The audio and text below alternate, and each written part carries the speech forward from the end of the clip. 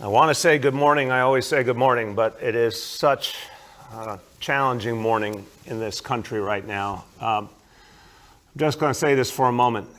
I watched, like so many of you watched yesterday, the events in Washington, D.C. with shock, with pain. I guess in the age of Donald Trump, it's hard to say that something's impossible because we've seen such horrible things. We've seen so many of our democratic norms assaulted by President Trump over years now. We've seen decency attacked, democracy attacked, overt racism. But what we saw yesterday, literally, that's what the path to fascism looks like. It literally does. I mean, we know our history. When a mob incited by a racist leader attacks the seat of government, attacks democracy. What does that sound like to you? Does that remind you of some things we've seen in history?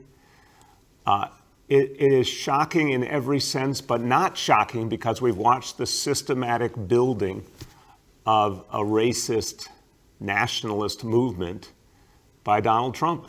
And it just has extraordinary consistency with history. I mean, again, I don't want us for a moment to underestimate or diminish the shock of what we saw, but I also don't want us to pretend this is the first time this has ever happened in America or many other places that were supposed to be quote unquote civilized and modern and democratic. So the President of the United States incited a mob to do violence against our democratic institutions. Literally, we could have seen senators and Congress members killed. I wouldn't have been shocked at all if we had seen that. It's horrible that anyone died. I don't care what their beliefs. It's horrible that anyone died. But that mob easily could have killed the people who represent us. Thank God all of our senators and Congress members from New York State and New York City are safe. But just think about the idea the president urged people to do violence. That is sedition. That's treason. He shouldn't be president anymore. He is a dangerous man. And it's clear he should not be in office. I'm not missing the fact that the impeachment proceeding or the use of the 25th Amendment, it's hard to believe that can happen in 2 weeks' time. But it should happen. It should happen because he literally attacked the government of the United States of America. That's treason. And by the way, Senator Josh Hawley is hardly any better because if not for him, there would not have been this proceeding that then incited this mob. So I think history is going to judge President Trump very, very harshly for everything, but especially for this. I think the sick ambition, the grotesque ambition of Josh Hawley has been laid bare here, and I hope it comes back to haunt him. But let's get to the other piece of this equation in Washington. How the hell did this happen? It's not believable that there were just some overmatched Capitol Police. I'm sorry, I don't accept that. I want to know who was in charge, and I want to know why they did not put up a defensive perimeter around the United States Capitol. This is 101 security. Ask anyone in the policing profession around the country, this would have been the first thing you did.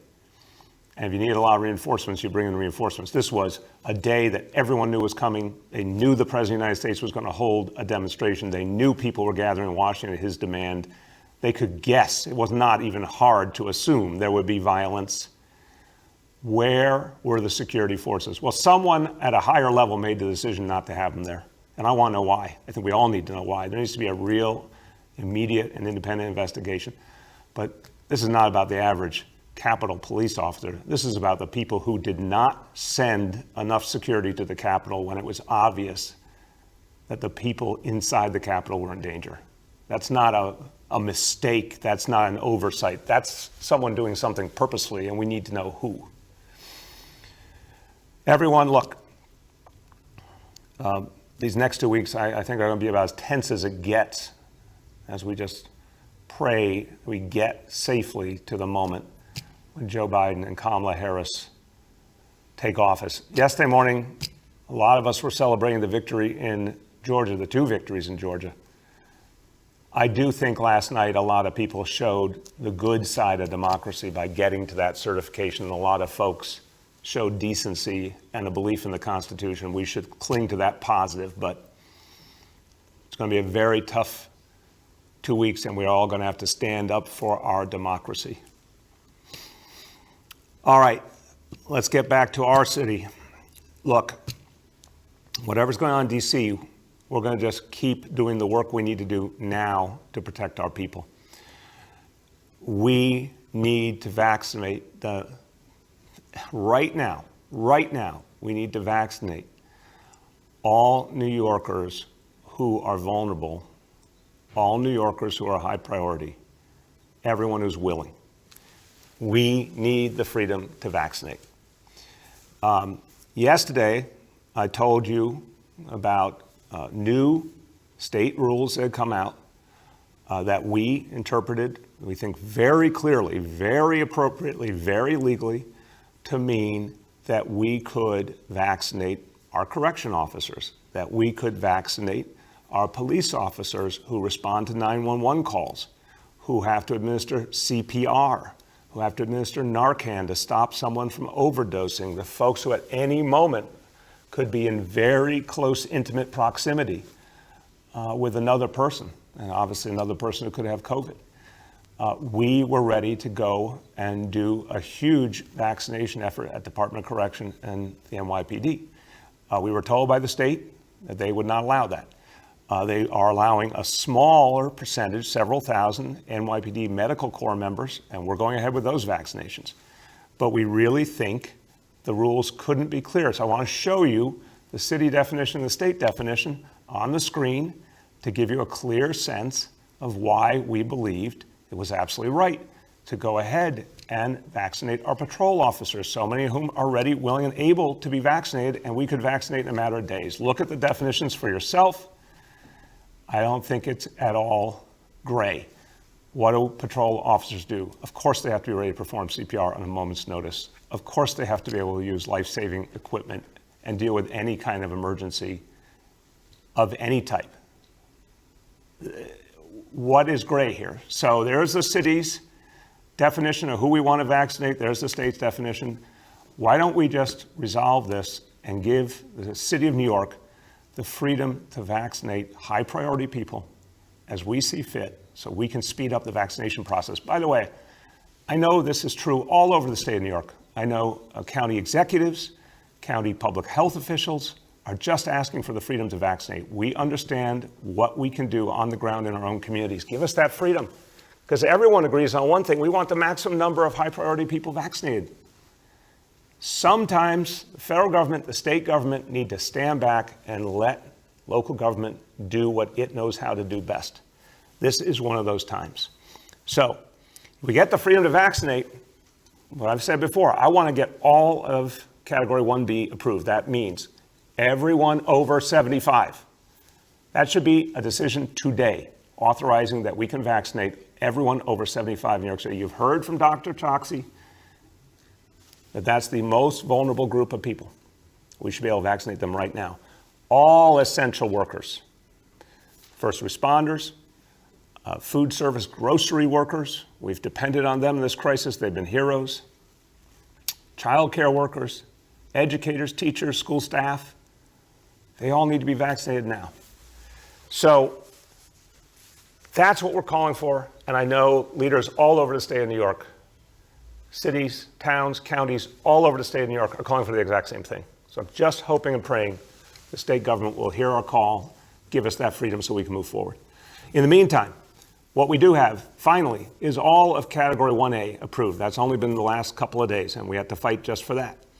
But it does mean that there's more people who can be vaccinated. That's a good thing.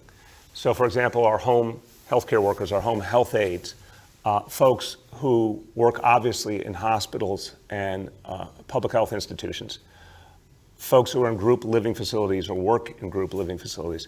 We want to vaccinate as many of these people as possible. Now, again, I said it, I want to be clear. Right now, a substantial percentage are not yet choosing to vaccinate, probably a third or even more in some of these categories. That's another reason why we want the flexibility to keep going to wherever people are ready to be vaccinated. But for everyone in that category 1A, let's get you vaccinated right away. So there's been vaccination drives in a lot of these institutional settings, but now we're going to be talking about all the sites around the city, many of which are open right now, some of which will start to open on Sunday. Community sites, vaccine hubs, Department of Health, the mega sites that are being put up, the 24/7 sites, 2 of them this Sunday, more coming in the coming days. We want to make it easy for those in category 1A to get the vaccination. Again, quick, free, safe, effective. So again, the 2 mega sites, Brooklyn Army Terminal, Bathgate in the Bronx, opening Sunday, 24/7. We're looking at additional sites. They're going to be in all 5 boroughs. I talked about yesterday some of the potential Staten Island sites. We'll have those nailed down and announced in the next couple of days. Queens Theater in Queens, very likely site. We're going to have that announced shortly. La Marqueta, East Harlem. So the exact opening of each one we will announce. But you're going to have these 24/7 sites in every borough. Okay, but right now, if you're in category 1A, you want to get vaccinated, let's go through how you do that. And the key thing to remember is where you get your reservation to be vaccinated, where you get your appointment. You go to nyc.gov/vaccine locations, nyc.gov/vaccine locations. This is the portal to getting your appointment. Now, you can go there now and get appointments at a number of sites. As we said, we started the week with 125 sites. We'll be up to about 160 or so by the end of the week. You can go online right now. Dr. Choksi is going to walk this through. Sign up for any number of sites. Starting on Saturday, we'll have the ability for people to sign up for the new mega sites that'll open Sunday. A little bit more work is being done there to get that reservation system ready. But for right now, you can sign up at sites all over Saturday for the mega sites. Further, very common sense point. We want the authorization to reach people over 75. I'll be the first to tell you there's a number of people over 75 who are not going to be as comfortable going online to make a reservation, would rather do it by phone. Starting on Monday, we're launching a call center to take those calls. Now, again, this is an anticipation that the state will do the right thing and authorize category 1B and let people over 75 get vaccinated. We're going to be ready on Monday for people to pick up the phone, call, get screened, make a reservation by phone. Looking forward to the opportunity to do that. In the next week, we'll add an additional tool, My Turn NYC. That's going to help people at any point they want to check in on their eligibility and the presumed timing of when they can get vaccinated. That's going to be a tool that anyone can get an update through. That'll be launching next week. We'll have more details on that. But right now, we want to talk about people in category 1A getting vaccinated today, tomorrow, Saturday, Sunday. Here's how you do it. Dr. Dave Choksi, we welcome you, and you're going to go through it. You're out there, go through with us, walk us through from the point of view of the everyday New Yorker, how you go ahead and make that appointment. Thank you so much, Mr. Mayor. And my first point that I want to make is to just build on what you said, which is we have thousands of appointments currently available. So if you are eligible, if you are a healthcare worker in any of the categories that the mayor has described, please navigate to this website, nyc.gov/vaccine locations.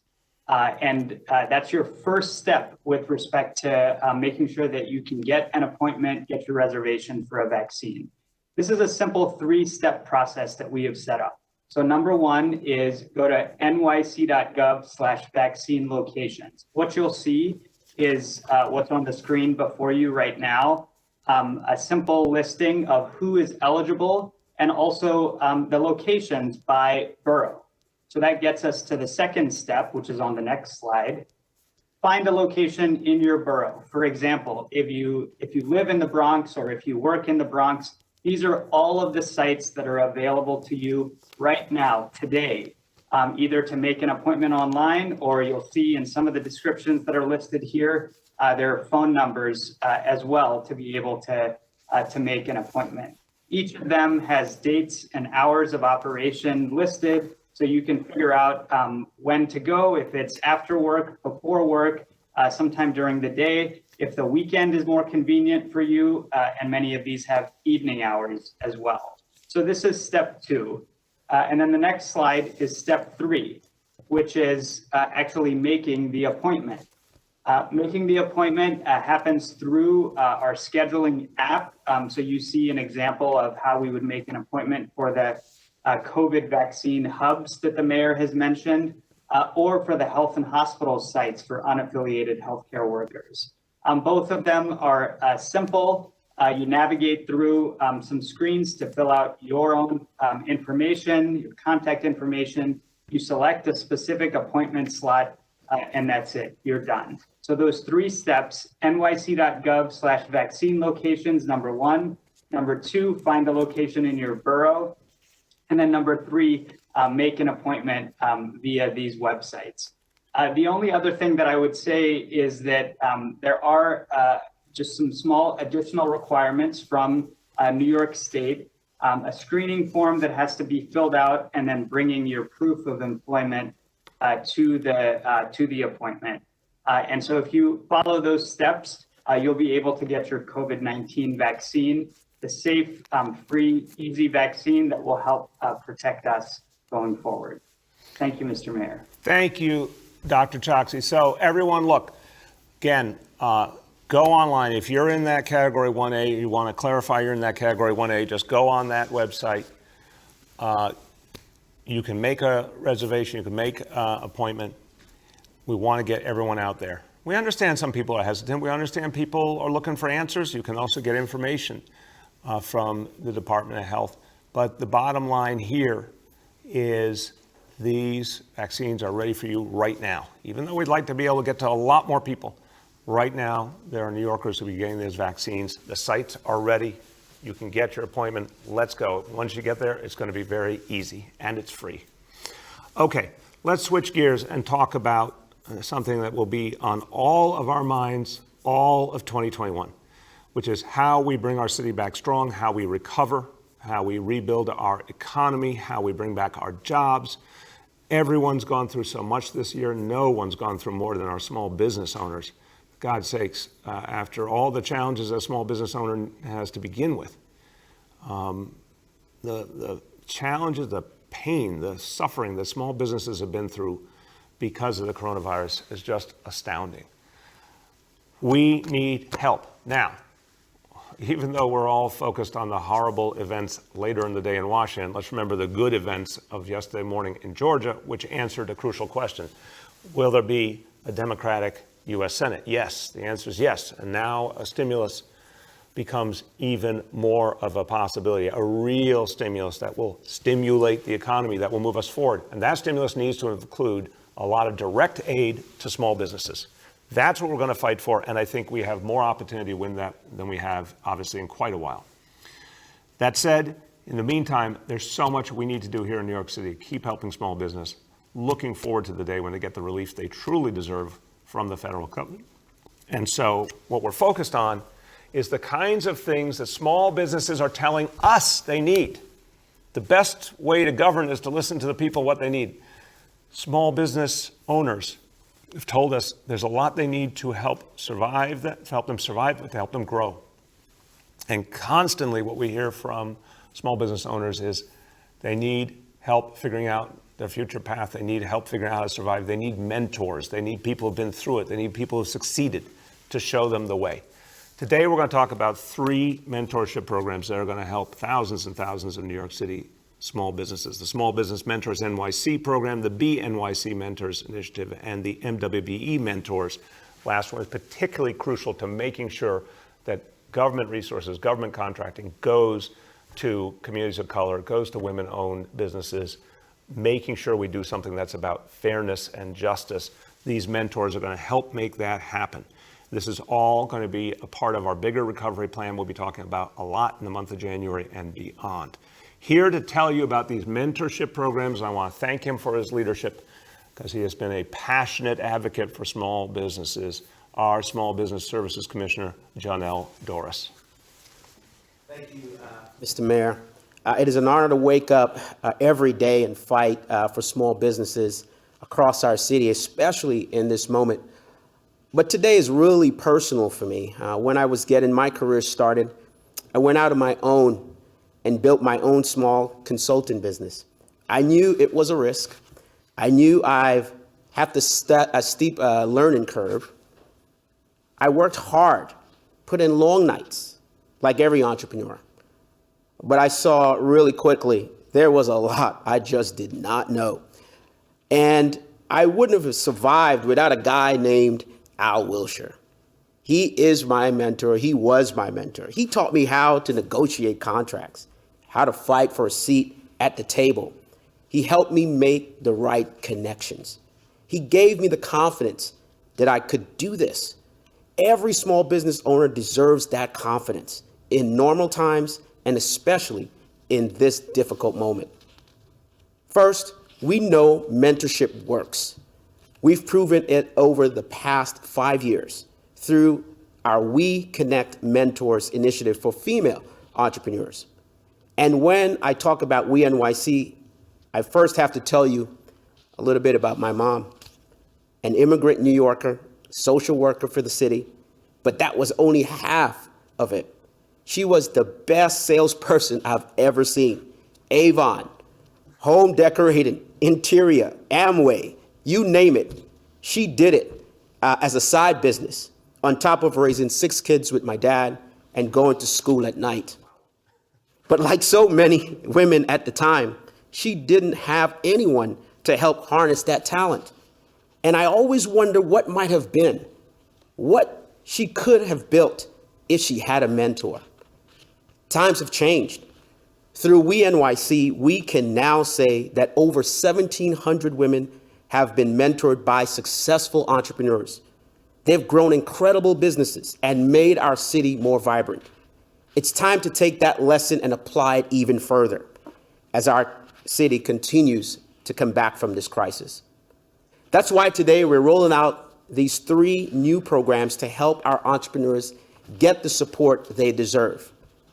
First, BNYC Mentors. We launched Black Entrepreneurship, or BNYC, last September to address a stark problem. Almost a quarter of our city is Black, but only 2% of the businesses are Black owned. And less than 40% of those entrepreneurs had access to mentors when launching their businesses. If we're going to recover a fairer and stronger New York City, we need more Black businesses. So it's time to help them to get off the ground. We'll connect talented Black entrepreneurs with experienced mentors in the pre-startup and very early stages in their businesses. And our city will be more vibrant because of it. Second, Small Business Mentors NYC. This program grew directly out of the work of the Mayor's Task Force on Racial Equity and Inclusion. Walk through any neighborhood and you will see that our storefronts help define those neighborhoods. We have to save them, and we will. Small Business Mentor NYC will help storefront owners in our hardest hit communities who have been struggling to recover and grow. Being an entrepreneur means consistently and constantly shifting and pivoting your business to what fits the moment. And that is such a valuable experience today. We'll match up storefront business owners with entrepreneurs who have successfully pivoted during COVID and help them think outside the box to get their business going again. Lastly, but not least, and real dear to me, is the MWBE Mentors program. We've worked hard to build a strong and diverse pool of vendors to keep government running during COVID. MWBE Mentors in the cities is our first peer mentorship program for certified firms, and will help MWBs connect to founding business owners who will guide them to success, build professional networks, get more access to resources. And by the end of the year, 800 businesses would have gone through this program, connecting them to billions of dollars in city contracting opportunities. To conclude, it is said that it takes a village to raise a child. Well, it also takes a village to build a successful business. Being able to pick people's brains, people who've been in the trenches and have got your back, is just as valuable as access to capital. It's just another kind of capital. Every small business owner deserves that in this crisis and well beyond. Let's keep our small businesses and this city strong. If you're interested in this program, you can visit us at NYC/Business Mentors, or as always, you can contact us at 888-SBS-4NYC. Thank you, sir. Thank you. Thank you very much, Commissioner Janelle Doris, for your passionate presentation of why this is so important to help our small businesses, save our small businesses. We love them. We need them. I'm always going to keep reminding people, love small businesses by shopping local, buy local, shop your city. But this mentorship initiative is going to help so many small businesses to reach their full potential. And I want you to hear from someone who is reaching her full potential right now. And she gained the support of mentors. She gained the kind of backup that she needed to fulfill her dreams, and she's doing it in such an amazing way. Particularly the We NYC program was something that helped her along. And she is the founder and the chef of Dining with Grace, which is a catering and consulting service. My pleasure to introduce Grace Odobili. Thank you, Mayor de Blasio. Welcome, Grace. Pleasure to be here. Thank you. So my story is the New York story. I grew up in Brooklyn, from Brownsville to Kensington, and I currently live in Queens. My journey into entrepreneurship started about a decade ago. I was laid off from my job in finance during the financial crash, as so many people were. But sometimes tough moments are just what we need to pivot and reinvent ourselves. I decided to follow my dream, which was to become a chef, and I then opened my own catering company, Dining with Grace. It wasn't easy at all. I taught middle school during the day to earn a living. I went to culinary school at night, and I even worked an overnight shift at a bakery. I was exhausted. But like I said, I'm a New Yorker. We're born tough. And in 2010, I opened Dining with Grace, which, as Mayor de Blasio said, it's a catering and consulting service that grew steadily into a solid business and a success. Then COVID-19 hit, and it has been challenging, to say the least.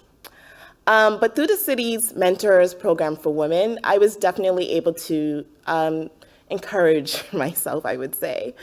And I matched up with another Grace. Her name was Chef Grace Ramirez. And I was like, serendipity, time to learn.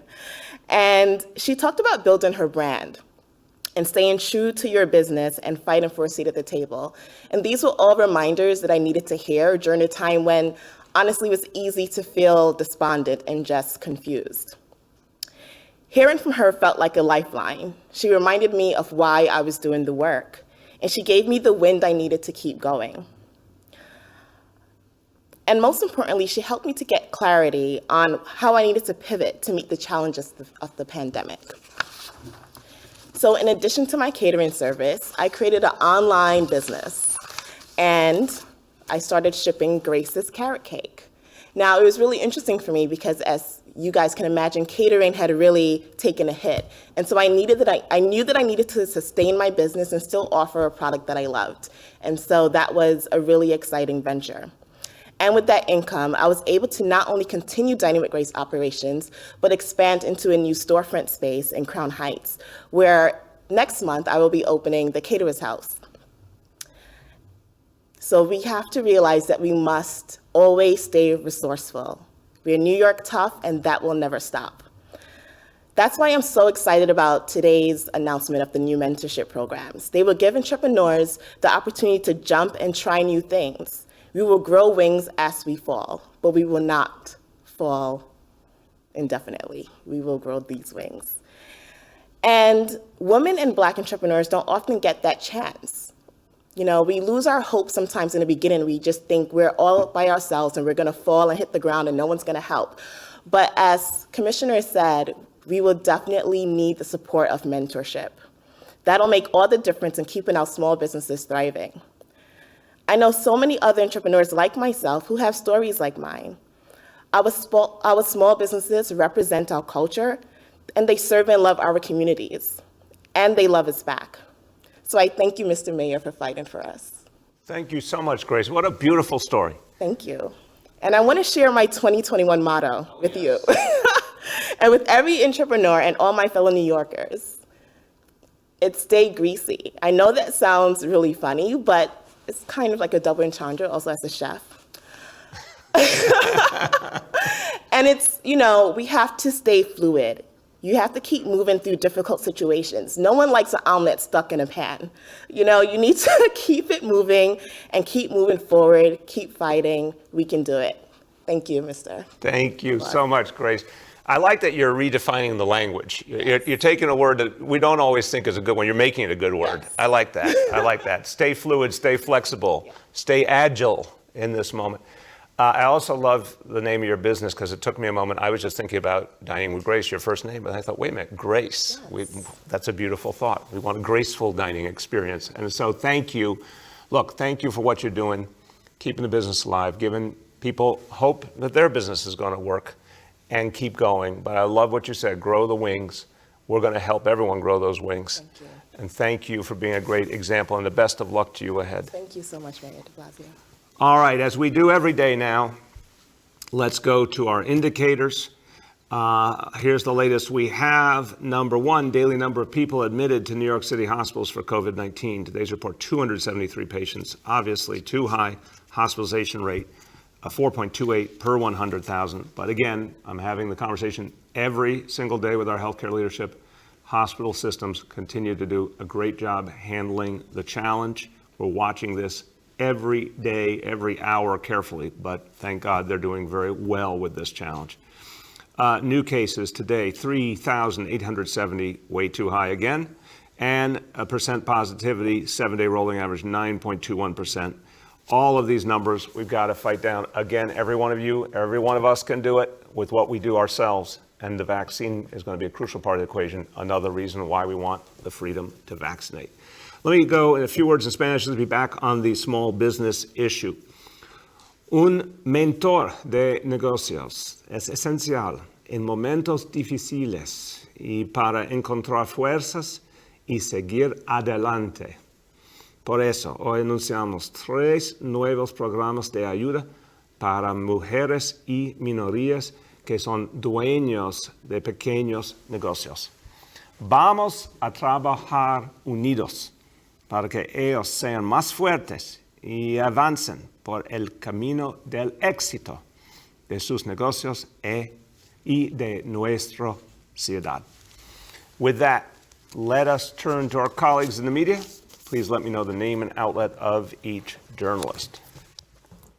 Hi all, we'll now begin our Q&A. With us today is Small Business Commissioner Janelle Doris, Dr. Ted Long, Executive Director of Test and Trace, Dr. Mitchell Katz, CEO of Health and Hospitals, Dr. Dave Chachi, Health Commissioner, and our special guest, Grace. With that, we'll go to Dana Rubenstein from the New York Times. Hi, Mr. Mayor. Hey, Dana, Happy New Year to you. Thanks. Happy New Year. Regarding vaccinations and the state rules surrounding them, history's shown that the governor doesn't necessarily like to give you wins. Are you concerned that your calling him out so explicitly will backfire? Dana, let me go back to something Ed Koch used to say, which I really subscribe to. He said that for a mayor of New York City, you have to defend our people and our interests. When a governor does something right for New Yorkers, thank them, praise them. When a governor does something that's not in New York City's interest, you got to stand up and fight for New Yorkers. That's what I'm doing. We need the right to vaccinate. We need the freedom to vaccinate. I know this is something that's being felt all over the state of New York. County executives are saying this all over the state, Democrats and Republicans alike. County health officials, give us the freedom to vaccinate. So, Dana, I appreciate the question, obviously. One could attempt silence as a strategy when something's wrong, but I think in this case, we need to vaccinate people right now. And for weeks, we appealed to the state to give us more flexibility and more freedom. Because that hasn't happened, it's important to raise the issue publicly so that we can actually get to people. Just think about people over 75. This is the part that drives me absolutely crazy. Right now, Mitch Katz's story is 98-year-old father. He's not legally allowed to vaccinate his 98-year-old father. Come on. Give us the freedom to vaccinate. Go ahead, Dana. Thanks. And then on another note, regarding what happened yesterday in DC, I'm curious how you think electeds like Nicole Malliotakis should balance what they clearly consider the sort of their local political imperatives and their sort of responsibilities to our country. It's a very important question, Dana. Thank you. We saw last night actually some very moving moments where Republicans, even Republicans who have been strong supporters of President Trump, said enough is enough. Lindsey Graham in his speech, made a joke about him and Rand Paul agreeing for once. Well, I don't think I've ever agreed with Lindsey Graham, but I will give him credit. I thought his speech was powerful because he said enough is enough. And it's time for people to say out loud and with total conviction, the people have spoken, and Joe Biden will be president, Kamala Harris will be vice president. Every Republican needs to do that. So I do understand people have local political considerations. I've lived in that world. But there are those moments that are moral moments. This is a moral moment. And I actually think what's going to happen in the future is that folks who are just absolutely undignified and disgusting, like Josh Hawley, are going to pay the price for what they did. And folks who showed honor to the Constitution and put country ahead of party are going to be rewarded by the voters, by Republican, Democratic, and independent voters. So I think it's the moral thing to do, but I also think the people will ultimately appreciate those who put their country first. Go ahead. Next is Marcia from WCBS. Good morning, Mr. Mayor. Happy New Year. Happy New Year, Marcia. Let's find a way to make it a Happy New Year. So you were actually talking about the possibility of a Happy New Year yesterday with the selection, with the election in Georgia and the selection of Chuck Schumer, hopefully as the Senate Majority Leader. So my question to you is this: I know that you have a big want list and the governor has a big want list, and you're hoping that the senator can wave his magic wand and make all your budget problems go away. But my question is that realistic, or will you still have to rein in some of your programs and do budget cuts because you're not going to get everything you want from Washington? Oh, we are absolutely going to have to take tough budget actions under any scenario. It's a very important question, Marcia. I thank you for it. First of all, Chuck Schumer will be the Senate Majority Leader, and that is incredibly good for America and for New York City. He is a proud New Yorker, proud Brooklynite. This is going to be an incredible moment in our history that one of our own reaches that position of power and importance in our nation. This is a really, really important moment. I'm, particularly as a Brooklynite, very, very proud. Chuck Schumer knows what he's doing. He's going to make great things happen for New York City. But the magnitude of the problem, Marcia, is beyond the reach of any one leader right now. As we've said, the initial estimates still hold about $9 billion in lost revenue and a long road back for our economy. We've made a lot of cuts. We've cut the mayor's office by about 12% in the last year. We took furloughs here in the mayor's office and management all over the city government. We're going to be making a lot more cuts. We're asking every agency to make cuts in the budget that I'll announce next week. There is a PEG program, which is an across-the-board cut program. All of that has to continue.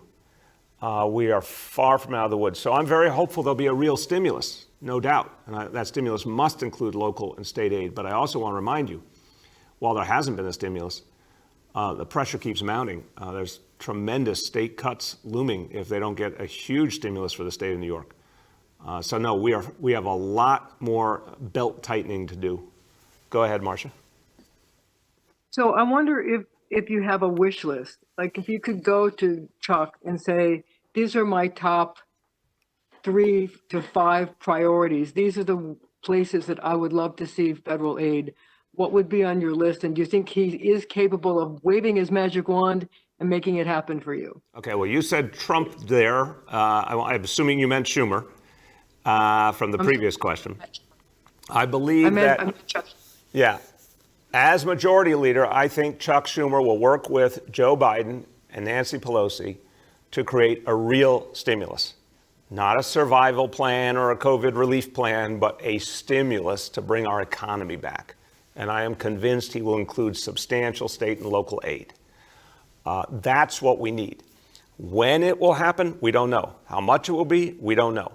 But what I want is for the state of New York to be made whole and the city of New York to be made whole, because obviously what happens in the state affects all of us and vice versa. Also, crucially, want to see FEMA reimbursement go to 100%. This was an international pandemic. This is not something where localities should have to spend money they don't have on something that should have been the federal government's responsibility to begin with. We need to see that FEMA reimbursement go to 100% and go retroactively to the beginning of the crisis.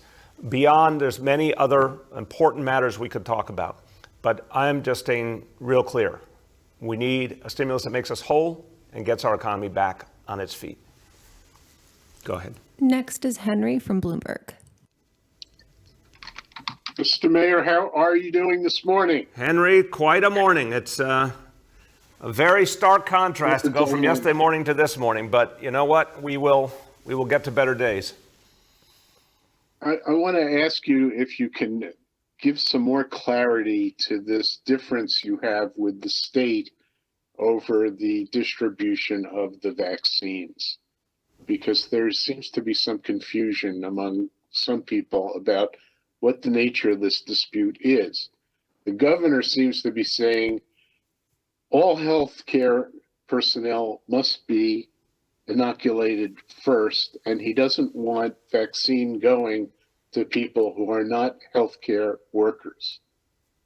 You appear to be saying that because some healthcare workers are demurring to this or resisting it, there is vaccine left over that isn't being used and should be used for other people who need it. Am I correct so far? You've got, I think broadly, I'm going to add, but finish your statement. All right. So my questions are, number one, have all New York City healthcare personnel who want the vaccine, have they been inoculated, or are there still healthcare personnel who must be inoculated who want the vaccine? And therefore, is your request premature on this? And shouldn't you make this request when everyone has been inoculated? No. Okay. I'm going to lay it out. What I am saying is the same thing that county executives and county public health officials are saying all over the state of New York, Democrat and Republican, upstate and downstate. When you see people agree, who don't agree philosophically, don't share a party, don't share a region, but are all saying the same thing, that tells you something.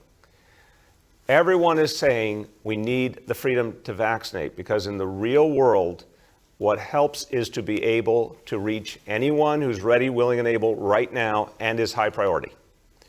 It makes no sense if I've got someone over 75 who's vulnerable and is ready right now to be vaccinated. Now, I could be vaccinating them. There's no reason I shouldn't be doing that right now. If I've got an essential worker or first responder who's ready right now, and we have really efficient ways to reach them because they're part of the government, we can organize within our agencies very efficiently, there's no reason to hold that back. The problem that we're seeing is when you're talking about a voluntary vaccination initiative and one where people have to present themselves to be vaccinated, it's not like pushing a button and doing something automatically. So within category 1A, all those health workers and other folks in congregate settings, you need the person to be willing. You need the person to be available and there to do it. If it's someone who you need a permission for example, certain seniors, a family member needs to give permission. If they don't give the permission, you can't give the vaccination if they're in a nursing home. So the problem we have is we have been making the vaccine available. There are places like in health and hospitals, vaccines have been made available. A lot of people have been getting it. Some have been choosing not to, as Dr. Katz talked about yesterday. Health and Hospitals has almost no one left to vaccinate at this point within its own employee base. Now they're working with unaffiliated healthcare organizations. But we could be reaching folks right this minute who are really vulnerable, 75 years old, 80 years old, 85 years old, right now, essential workers right now. And that's the best way to constantly use the supply of vaccine we have. It's the much saner way to maximize people being ready, willing, and able at all times to get the vaccine. One more point, Henry. If you had a perfect world, it'd be like a constant assembly line. Once you have people pre-registered, pre-certified, it really only takes minutes. Dr. Katz said yesterday, with the right setup, you can do 30 or even 40 people. A single vaccinator can do 30 or 40 people in an hour. But it takes having a pool of people ready, willing, and able at any given moment to get that vaccine. We have got to expand that pool to do this efficiently. Go ahead, Henry. Okay, thank you. But I'm trying to understand the governor on some level here, other than that this is a clash of will. And to give the governor maybe as much as he is due, isn't he saying that statewide there may not be enough vaccine for every health worker, so that if New York has already reached its level of inoculating health workers, we shouldn't go on to the next tranche until the entire first tranche is completely served statewide, and if you have extra, give it up so that we can finish the job statewide. That's not how the real world works, Henry. I absolutely will dignify that I could see someone having that worldview and believing that that's the way to do things. But I'm going to quote my Aunt Yola, who passed away at the age of 95 a few years ago, and she used to always say, don't let perfect be the enemy of good. Right now, and I'm going to bring in Dr. Katz to speak about this because he can tell you about his own experience with his own healthcare workers. If you had a world where everyone said, I 100% want the vaccine, just tell me where to be, I'll be there, I'll wait, I'm ready, great. Then the governor's theory would make a lot of sense. But on the ground, the world is different, which is why you're hearing county executives, county public health officials, our own health officials here, and me saying, guess what? We're at the front line. You know, if like in war, the generals are back at the headquarters, we're at the front line. At the front line, here's what we're seeing. A lot of people aren't ready to take the vaccine. There are some people adamantly opposed taking the vaccine in those categories within 1A. There's a lot of people who in theory are willing to take the vaccine, but getting them to show up is not an automatic thing. We've got now a pool of 50 or 60,000 home health aides that were just finally approved by the state in the last 48 hours. We're working with the union 1199 to maximize the number of them who get vaccinated in the next few days. Big, massive effort. That doesn't guarantee people are going to make the choice to show up. We need them to show up to be vaccinated. So in the real world, you know that you need freedom and flexibility if you're really going to vaccinate a lot of people. You're saying, everyone's saying rightfully, let's get these numbers up. We all want to get the numbers up. Give us the freedom to vaccinate. I got a huge number of folks over 75 who would show up right now if we would allow them to do it. The state won't allow it. I got a bunch of police officers who are ready right now. State won't allow it. Correction officers, state won't allow it. Go down the list. Give us the freedom and we can move these numbers. And then you say, well, what about the vaccine supply? Look, we need the federal government and the manufacturers to keep that supply coming. But Henry, you know, if we're saying don't vaccinate quickly because we're not sure we're going to have a supply, then we're all screwed. I would argue vaccinate intensely, quickly now, and keep pushing for more supply. But don't have someone who's ready right now and willing told they can't, even though they're a high priority person. Dr. Katz, would you speak about the experience you're having? Yes, Mr. Mayor, and I think I can very much give people a sense of what it's like right on the hospital floor. So when we opened vaccine slots, there was tremendous interest. We filled the first slots immediately. There were large numbers, especially of our physicians who wanted to get that vaccine right away.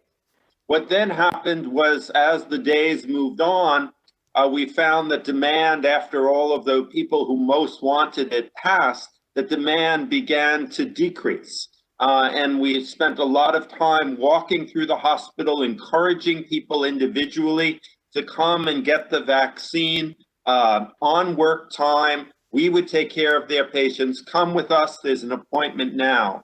And what we learned is that a lot of people who've been doing this work for 10 months felt, you know what, I have been a nurse taking care of COVID patients for 10 months, and I've either had COVID because of it, or I feel that because I haven't gotten COVID, I must in some way be immune to it, and I'm just not ready. This vaccine has been rushed through. I'm worried about it. I would like some additional time. And so all of a sudden, we now have appointments available, and we don't have arms to give that injection to. We have posted all over all of our hospitals the available times. Again, we have it on the website. We've talked to people individually. We've encouraged everyone. But everyone at health and hospitals who is eligible has been offered an appointment. And as the mayor says, now we want to be able to move on to the other populations. We are scheduling right now unaffiliated physicians and nurses and optometrists, dentists, physical therapists, occupational therapists, other healthcare providers, midwives. We want them to come forward, and the home care aides, so important. And we want, as the mayor has said, we want to vaccinate our own patients who are older than 75, who have very high likelihood that if they get COVID, they will get very sick. So I can assure you, Henry, everybody in health and hospitals who wants to get vaccinated has that opportunity, but I still have thousands of slots available. I want to put that vaccine in the arms of people who need it. And Thank you. Thank you very, very much, Mitch. I'm going to hammer that last point. If someone who's 75, 80, 85 is in one of health and hospitals facilities and wants the COVID vaccine, they are not allowed to get it right now by state rules. Just think about that. An 80-year-old at Bellevue right now says, could I please have the COVID vaccine? And the state's answer is no. Makes no sense.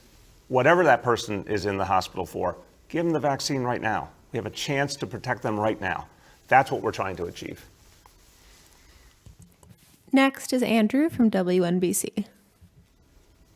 Mayor, I'm going to follow up exactly on the point you just made. If it's a matter of life and death and you have thousands of vaccines just sitting there and you have 80-year-olds in health and hospital facilities right now, and you're convinced that on the matter of the law, you're correct, why not vaccinate them and fight it out in court and save lives while you're waiting?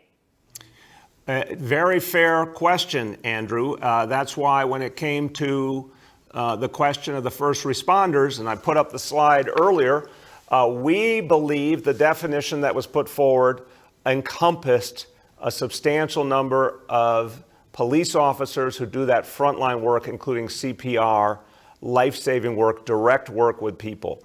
The state told us explicitly yesterday afternoon, no. I made the announcement yesterday morning. I said, we've got a plan to get to 10,000 police officers by Sunday. The state said, you can't do that. I don't find that acceptable. Clearly, we're trying to respect state law. But if they put forward a broad definition, we're going to take that definition and try and be as open as we can with it to reach people. But we're being told explicitly that's a violation of the law. So, look, I'll certainly speak to the law department further because I think what's happening here makes no sense. I think the bottom line is we've got to save lives. And right now, who are the most vulnerable people? All of our doctors are saying it, the folks over 75. That's who's most vulnerable. Protecting healthcare workers, incredibly important priority. But who's most vulnerable? Who, unfortunately, is in most danger, most possibility we may lose them? People over 75. Go ahead. Regard to the thousands of slots available right now, isn't some of that on the city's delay in getting the website up and running, the application process up and running? The hubs are not opening until Sunday. if all of this had been set up from day one with clear instructions for folks 2 weeks before the vaccine arrived and an education process 2 weeks before the vaccine arrived, might you have thousands of more New Yorkers who've already been vaccinated at this point? Andrew, I'm going to say two things. One, that wouldn't solve the fundamental problem I'm raising. And that, again, county officials are raising in concert all over New York State. It doesn't work that way if you say, hey, we're going to limit the categories artificially, and we have a high percentage of people who are not ready and willing, or maybe think they're ready but just don't show up. It doesn't work that way. You need freedom from the beginning to reach a bigger pool of people. Just think about it again. If I've got a center that can do, for example, what we're starting on Sunday, 24/7, I need a pool of people who are willing, ready, and able to be there to use up all the vaccine effectively. That is the core problem right now. We have the wrong rules. We need the freedom to vaccinate. Now, of course, this was complex. It took a lot to make sure that we were absolutely secure about how our health officials used and our health care workers used the vaccine, the refrigeration issues. Everything had to be worked through to make sure we were 100% sure it would be safe, it would be effective, that we could distribute effectively. There were a lot of things that had to be worked out, some of which, Andrew, could only be worked through when we actually had the vaccine to work with, not theory, but practice. It had to be put through a practical trial. I'm always going to push myself and my team to do better. I'm sure there's some things we could have done better, but that's not the central problem here. The central problem here is we've got a huge number of people in need that we're not allowed to vaccinate. Go ahead. Next is Bob from the Chief Leader. Yes, thank you, Mr. Mayor. Early on in the pandemic, the issue of at-home deaths from COVID was largely ignored. Yet for certain NYC civil service titles we covered the Chief Leader, it was a grim 24/7 reality. Such was the case for New York City detectives who lost 6 members who were required by law to document the circumstances of these at-home deaths, which meant they had to interact with families who've been caring for loved ones with the virus and were at greater risk of infection. Wouldn't these police officers face the same occupational risk as the clinicians who are graded 1A for the purpose of getting the vaccination, who are in a setting that is a sterile hospital setting? Yeah, I'll start and I'll turn to Dr. Choksi. He'll give you the medical answer. I'll give you the layman's answer. I think the answer is yes, that any detective, any officer who's in that kind of intimate setting where the disease has been present, of course I want them vaccinated. I want to protect them. And it doesn't make any sense to me that we're not allowed to according to state law.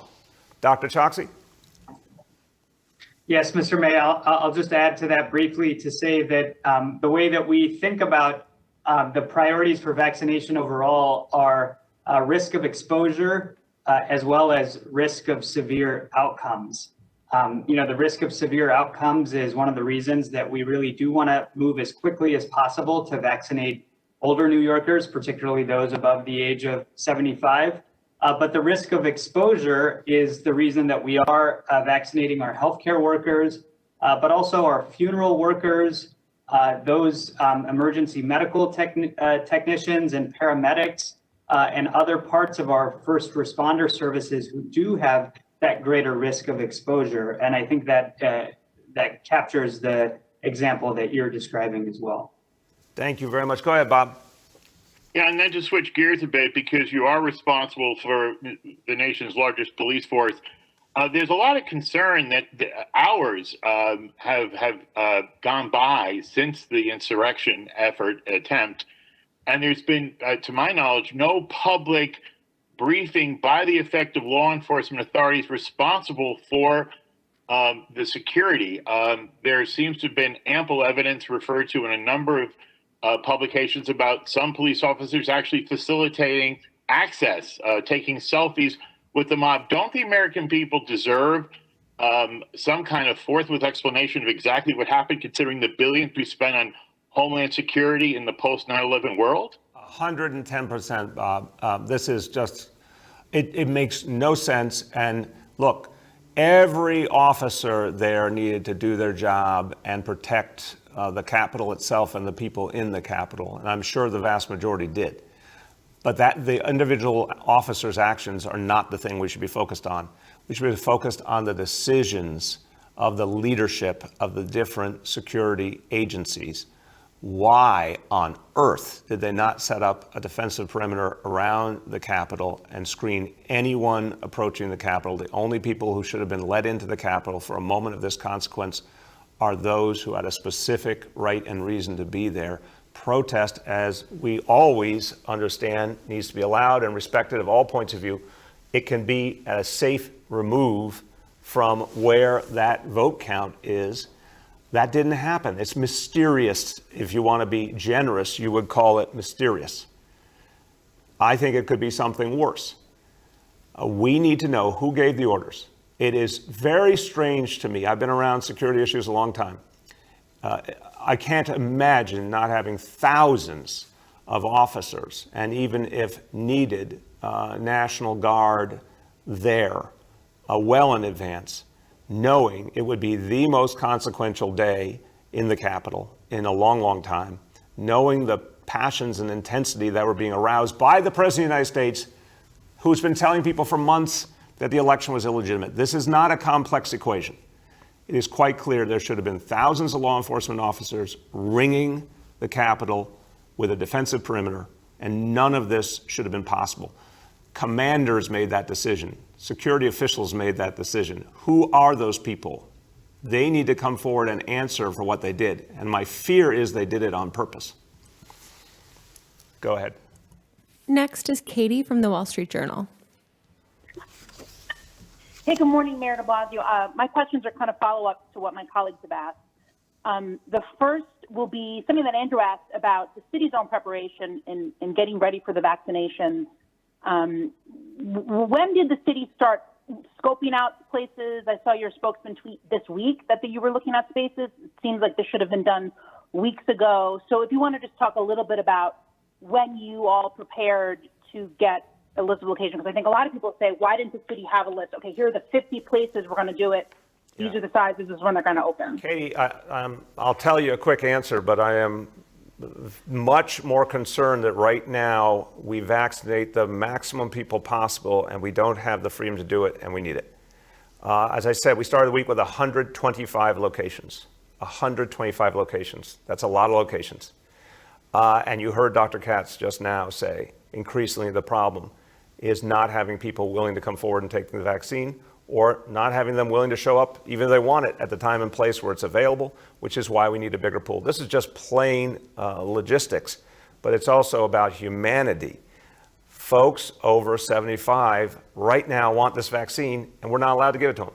So we have locations. 125 locations is a hell of a lot of locations, and they're growing all the time. Go ahead, Katie. And my second is about the NYPD. I know that they often speak out, they tweet, they put out statements when there is violence in other cities. They have not said anything since yesterday. And my question to you is, have you spoken with the NYPD leadership about what happened yesterday? And I know you have a lot of criticism for other police departments, but there have been documented incidents of excessive force by the police for certain protests. And then, for example, a pro-Trump car parade before the election where there were no arrests and the police allowed cars without license plates visible to drive around New York City kind of without any consequences. So I guess there's that question of, have you spoken with the NYPD about, A, any threats to New York City of continued violence from pro-Trump supporters, and B, just your thoughts on the difference in policing when there are political events, especially in the criticism against the NYPD? Very, very different than anything we've experienced here. What happened in Washington yesterday was entirely different than anything we've experienced here. And had something like that been brewing in New York City, there would have been a defensive perimeter put up. I absolutely guarantee that. And that would never have been allowed to happen. That would never have happened in today's New York City. I have been briefed by the NYPD on the plans that were put in place after the events yesterday to make sure that we had security, obviously, at all our government facilities, and that we could protect people in the event of any protest of any viewpoint. We're going to be particularly aware if there are folks who are trying to replicate what happened yesterday at the Capitol. We're not seeing that right now, Katie, but we would be ready for that if anyone attempted it. Go ahead. We have time for two more. First up is Sophia from Gothamist. Good morning, Mr. Mayor. Hey, Sophia, how are you? I'm doing okay. So going back to the vaccination of the corrections officers, given that jails are so dangerous for the spread of COVID and they're essential to stopping it, is the plan going to move forward? And, you know, the union's cheering it on. What's going to happen on that regard? We don't have authorization from the state of New York to vaccinate our correction officers. We need the freedom to vaccinate. Correction officers are clearly in a setting that makes them vulnerable. They deserve to be vaccinated immediately. So we are waiting for that ability to just do. We could do it right away. We have correctional health service there ready to go. We could start vaccinating correction officers in the next 24 hours. But we have been told explicitly by the state that we're not allowed to. Go ahead.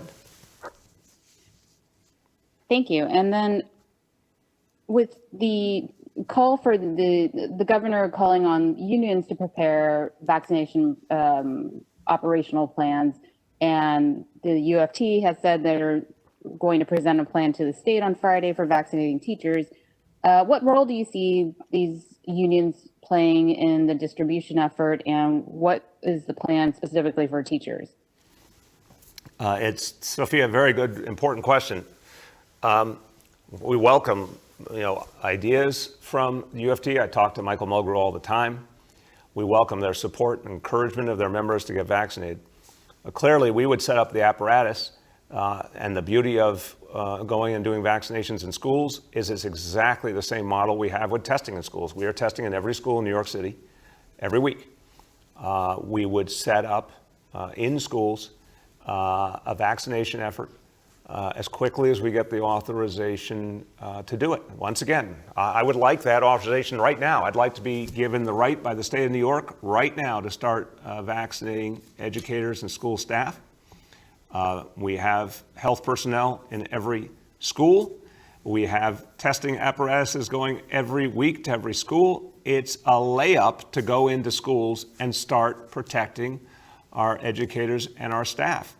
I just want the freedom to do it. And I want to work closely with the UFT to maximize the number of members who would be willing to get vaccinated. Go ahead. For our last question, we'll go to Amanda from Politico. Good morning, Mr. Mayor. How are you? Good, Amanda. How are you?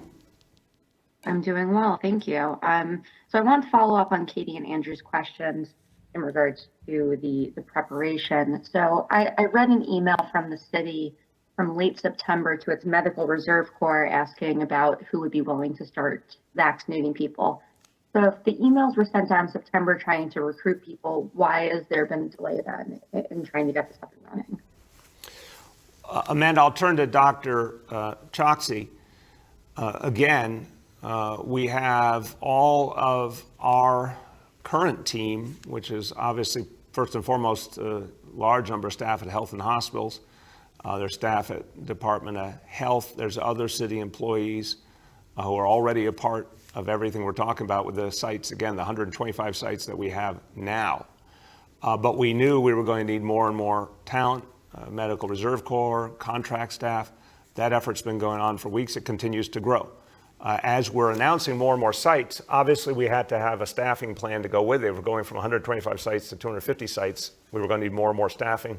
I've been talking to my colleagues daily. We're confident that we'll be able to keep developing that staffing. So the bottom line here is this is going to be a big and growing endeavor, but we can't fuel the engine if we don't have the right to vaccinate folks over 75, first responders, educators, all the people that would allow us to make this so much more efficient. Dr. Choksi, you want to speak about that Medical Reserve group? Yes, sir. Thank you. And thank you for the question. We have indeed been planning and preparing for months as that note to the Medical Reserve Corps in September indicates. We've made sure that The sites where we're setting up our New York City vaccine hubs were pre-identified, were screened to make sure that they would be appropriate for vaccination sites when we had the ability to scale up. So that's on the space side. And on the staffing side, we've made sure, whether it's health department staff, medical reserve corps, volunteers, other city staff, that we have a ready pipeline with respect to staffing for our vaccination sites as well. And now our task is to ensure that we match up the supply with that preparation and actually get New Yorkers so that we turn vaccines into vaccinations. Amen. Go ahead, Amanda. Great, and that's a great segue for my second question, which is, I understand that you do not run the MTA, but the MTA is now, not running between 1 and 4. If we're going to be doing 24/7 mass vaccinations, what does that look like logistically if healthcare workers can't take the subway to get to these sites? What about people trying to get to and from? Is this something that's been on your radar? Are you looking at other ways that the city can get people to and from? Or is this going to be, part of these stimulus talks to try to get more funding for the MTA? Obviously, huge issue in the stimulus is more support for the MTA. Absolutely. This is one of the reasons I'm so happy that Chuck Schumer will be the majority leader of the U.S. Senate, because I know he understands how crucial the MTA is. You're right, the state runs the MTA. They make decisions often their own way. What we care about here is absolutely want to see transit workers vaccinated, want to make sure everyone else can get to vaccinations, want to make sure the MTA is kept on its feet. We are absolutely, the city runs on our subways and buses. We need that aid. But I will say that I have confidence that Senator Schumer will lead the way in making sure there's a true relief package for the MTA and transit agencies all over the country. He gets it, that this is something that's absolutely needed. And speaking of Senator Schumer, he put out a statement just now, and as I conclude, I want to read this. I think it's so important because it really says powerfully what we need to conclude from the events in Washington yesterday. I'm going to just read a few sentences from Senator Schumer's statement. He said, what happened at the United States Capitol yesterday was an insurrection against the United States incited by the president. This president should not hold office one day longer. The quickest and most effective way it can be done today to remove this president from office would be for the vice president to immediately invoke the 25th Amendment. If the vice president and the cabinet refuse to stand up, Congress should reconvene to impeach the president. I couldn't agree more. Senator Schumer is exactly right. What happened yesterday in the entire history of this republic, almost 250 years, we have never seen a president of the United States attempt to overthrow the Congress, to cause harm to members of the Congress that represent all of us, to undermine and destroy our democratic system. That's what the president did. He called together a mob. He pointed them at the U.S. Congress. He told them, go disrupt, destroy. He should not be president one day longer. I agree with Senator Schumer. Now, it's up to every one of us to recognize the danger that we are facing in this country. That's why I said I don't use a word like fascism lightly. But what you saw yesterday, you could have dropped that scene right into Germany in the 1920s or 30s, or Italy in the 1920s. I could give you so many other examples. What you saw, those images yesterday, in the history of fascism and Nazism, those images would have been right at home.